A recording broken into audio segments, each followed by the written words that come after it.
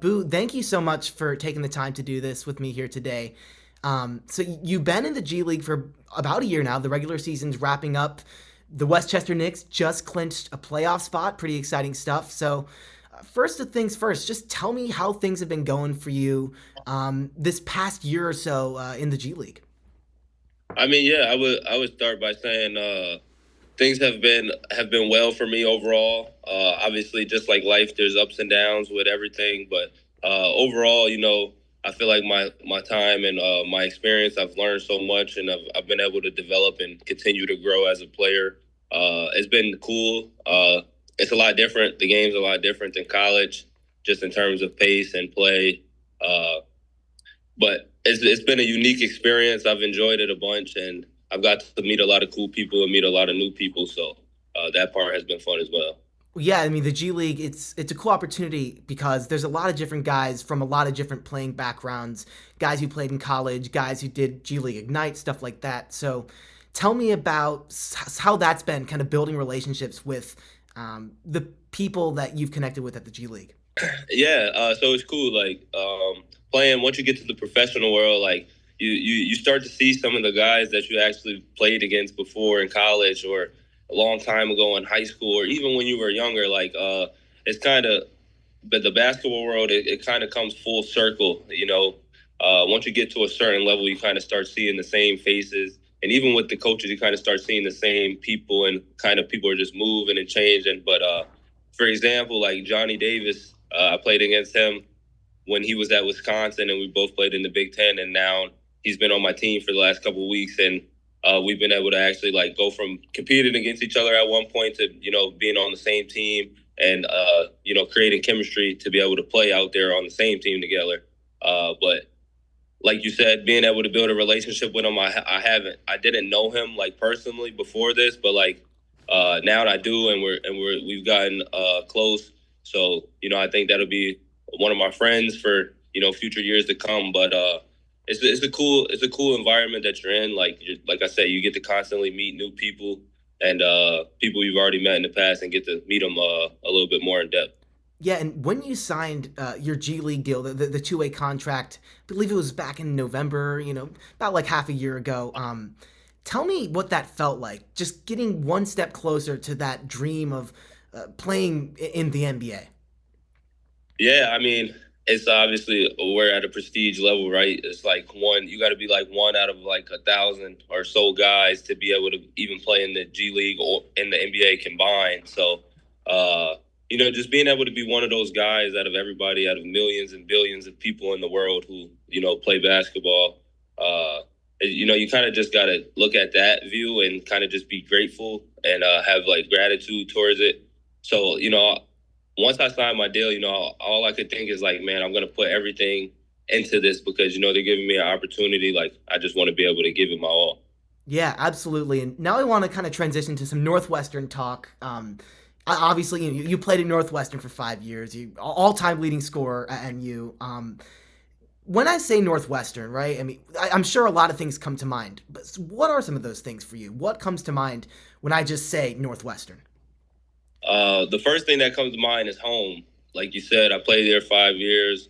I grew up there basically. Anyone who grows up in the time of 18 through 24, 25, that's like the main years of your young adulthood, and when you're really starting to find yourself and the way that your future is going to go. So just being able to be there and grow up in that environment and be around those people, it feels like a family as my home. So that's the first and foremost, like that's the first thing I think of when I hear Northwestern, and just yeah, just family. Like it's just family, all the memories and everything that we've been through together. All the losses in the beginning to all the wins in the last 2 years. It just makes me think of family because like in your immediate family, like no matter what happens, whether you guys are happy with each other or you're arguing, like you always love them, and you guys always know that you're gonna be there for each other no matter what. Yeah, and tell me about some of the relationships. You say it's like a family that you have, whether it be with Coach Collins, all the teammates that you were with throughout your time there. Tell me about those bonds and relationships. Yeah, so my relationship with coach, obviously, when I first came in, I was a young freshman, and I had a lot to learn. So we actually developed a relationship throughout our 5 years, and I would say about after my sophomore year, we became really close, and then in the last 2 years, we became like extra close. We were really just on the same page. We knew what each other we wanted. We had the same goals in common. We were always on the same page, and then I just tried to make sure I was always a leader that was like since I was an older guy, I always try to include the younger guys. I never wanted the team to feel like there was cliques or like groups or like this class hangs out with this class, and then the younger guys, you guys got to figure it out on your own. I just want everyone to feel like a part. So anytime we were doing something, it was either the whole team's doing it or nobody's doing it really. So I think that helped with our just like our chemistry, our camaraderie, and just our team building. Yeah, and I mean, your time at Northwestern consisted of so many incredible moments. I know, I mean, even for me, watching, right? I mean, just defined, I mean, part of my college experience. So I'm curious for you, like, is there one that sticks out in particular as like a favorite moment? I'm sure that's a tough ask. Yeah, so I've had plenty of favorite moments and memories, but I tell this one all the time because it's the truth. My favorite memory from being at Northwestern is obviously one of the years was COVID, so that made it really like hard for fans to come because they weren't allowed. But my first 3 years playing there, I remember coming out during Big Ten games, and there would be like 200 people in the crowd total. And then just in the last 2 years, seeing the environment of the Welsh Ryan Arena change, the atmosphere of the campus change, uh, just like lines out the door. Before we couldn't even fill a seat behind our bench, and then we have like 3 hour wait lines out the door. So just being able to be a part of that and seeing what winning at Northwestern did for the Evanston community, that was probably one of the most special things for me. Yeah, and I mean, a lot of people say, that's kind of part of your legacy at Northwestern. So I want to hear it from you. Like, what do you feel your legacy is in Evanston and with the Northwestern basketball community? Yeah, so I think my legacy is just, obviously making the two tournaments back to back, but just being someone who came in as a freshman and, never shied away from anything, just always embraced my role and my school and my community, and just always try to give them the best version of Boo. And I always try to give my best version of myself so I could get the best version out of my teammates, and just so that we could have a good year together and stuff. So I would just say the legacy is obviously just the winning and the culture that the team I was there with, the other guys, Robbie, Chase, and then Ty and Matt and Brooks, Nick, like all those guys, we're a part of something that is the legacy. That's what I would describe us staying and going through all the losses to be what we were these last 2 years. That's the legacy. Yeah, and this season, the first season that you haven't been at Northwestern in quite a while, was quite an eventful one for the Cats, and just a really gritty season for that team. So I'm curious, were you following along this year? Yeah, of course. I can't miss a game. I was following.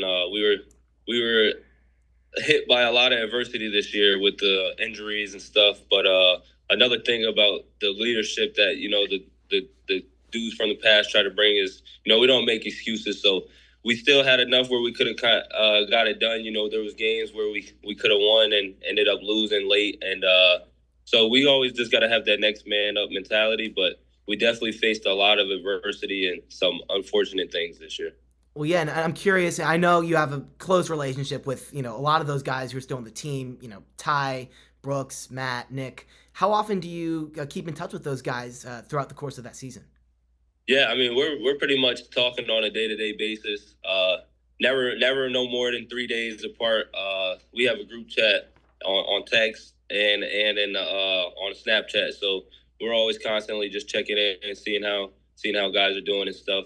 But yeah, it's been like that, and that's how we were last year, and it's kind of just continued honestly. So Yeah, and Northwestern, now starting to bring in this like a new class of guys. I know KJ Wyndham has talked a lot about how he loves your game. I mean, he just really emulates a lot of the things that you did at Northwestern. So have you met any of these younger guys? Been able to pass on any advice? Yeah, so I was actually there last year, so I seen KJ on his visit and stuff, and I was able to be around him. But KJ is a really good and talented young kid.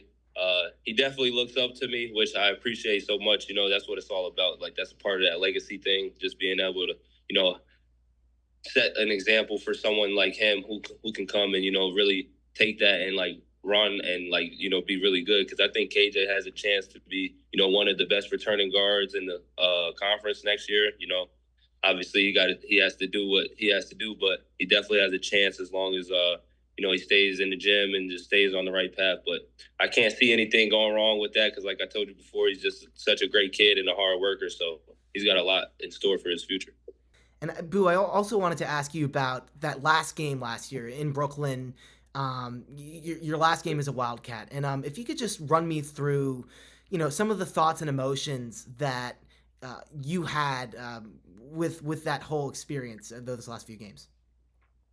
The UConn game. The UConn game in particular, but just kind of as your Northwestern career wrapped up, some of those thoughts, emotions. Yeah, so when I finished my last one at Minnesota, actually in Welsh Ryan versus Minnesota, the senior night game, I feel like that game kind of hit me harder than any of the other games, just because I knew I was leaving Welsh Ryan and I knew I would never be able to play in there again. Uh, but I was super excited because it was the second time going to the tournament, especially off back to back years. So my main goal was just getting past the second round. I wanted to be able to make a Sweet 16, which didn't happen, but that was my main goal. Um, but playing in that last game, I just remember going into it, just how connected we were. Obviously, the outcome didn't come like how we wanted it to, but I just remember saying like and then afterwards being like so grateful and everyone coming out, like everyone on the team took like about 20, 30 seconds just to say something. And you could just feel the vibe and like how like heartfelt everything was that everyone said. It wasn't, any BS because we had put in so much work. We've been through so much like together and stuff. And it was like going to be the last time some of us ever get to play together, like me, Brooks, Ty, Matt, and stuff like that. So uh, we got our butts kicked that game, so that wasn't fun. It was frustrating during the game, but after like walking off when I got subbed out, and the game was basically over, and we had some Northwestern fans there like chanting MVP and stuff for me. So that was pretty cool and just a good way to go out. I was able to hug coach, embrace everybody there in Brooklyn. So I was happy with the way I was able to go out just minus the loss. Yeah, of course. And last question here. No, so I was looking. Northwestern has had four NBA players debut since 2000. Obviously, that's your goal, being in the G League. So, what would it mean to you to become the fifth and to be able to represent Northwestern at the highest level of basketball there is? I mean, it would be a great honor. Obviously, I'm only in this position because of Northwestern and the platform that they put me on to be able to showcase my skills and make my name Boo Buie. So just being able to if I was able to get a debut, being able to be the fifth, that would be a really special feeling because Northwestern is already the most special place in the world to me already. So just anything else that I could add to boost the Northwestern name would be awesome. Great. Well, Boo, thank you so much again for taking the time. I really appreciate it. Yeah, thank you. Appreciate you.